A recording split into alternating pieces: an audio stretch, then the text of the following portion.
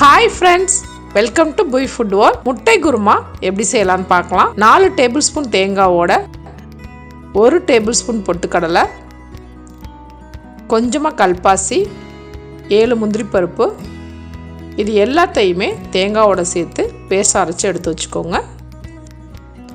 3 table spoon அளவுக்கு oil சேர்த்துக்கோங்க. Oil சூடான பிறகு 2 பட்டை, 3 கிராம்பு, 3 ஏலக்காய் சேர்த்து தாளிச்சுக்கோங்க.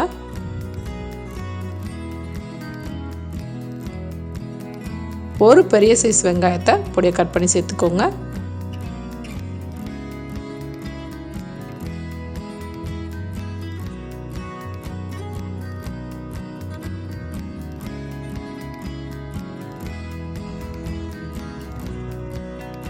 வெங்காயம் நல்லா வதங்கின பிறகு 1/2 டீஸ்பூன் இஞ்சி பூண்டு பேஸ்ட் சேர்த்துக்கோங்க.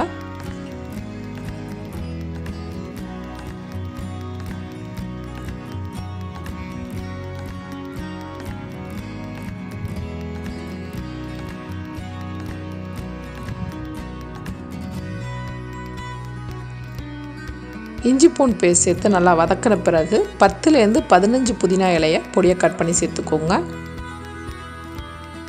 5 பச்சை மிளகாய் சேர்த்துக்கலாம். காரத்துக்கு பச்சை மிளகாய் மட்டும்தான் சேர்க்குறோம். உங்கள் காரத்துக்கு தகுந்தாப்புல பச்சை மிளகாய் சேர்த்துக்கோங்க. புதினா சேர்த்து லைட்டாக ஒரு வதக்கி விட்டிங்கன்னா போதும்.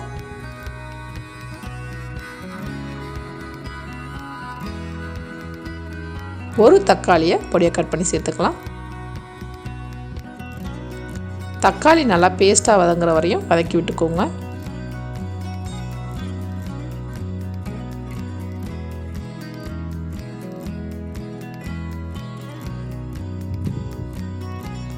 பார்த்தீங்கன்னா தக்காளி நல்லா பேஸ்ட்டாக வதங்கிடுச்சு.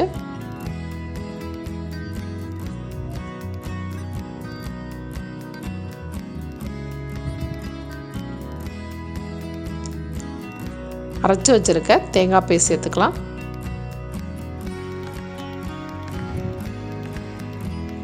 கொஞ்சமாக மஞ்சத்தூள்,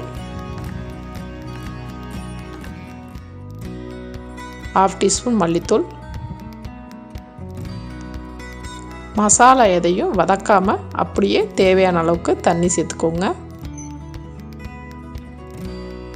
தண்ணி சேர்த்து நல்லா மிக்ஸ் பண்ணி விட்டுக்கோங்க.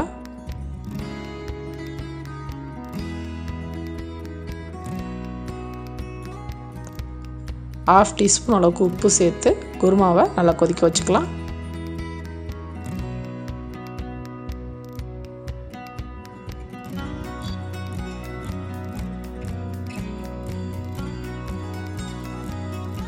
குருமா நல்லா கொதிச்சு வந்துடுச்சு.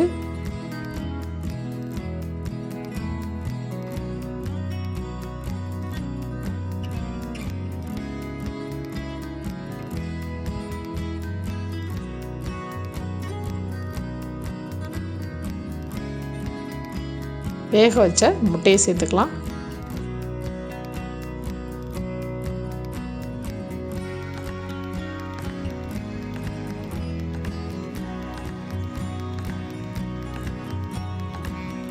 கடைசியாக பொடியை கட் பண்ண மல்லித்தலை சேர்த்து அடுப்பை ஆஃப் பண்ணிவிட்டு மிக்ஸ் பண்ணி விட்டுக்கோங்க.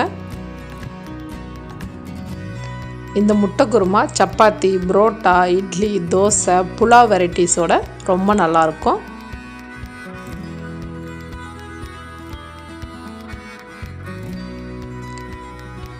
டேஸ்டான முட்டை குருமா ரெடி.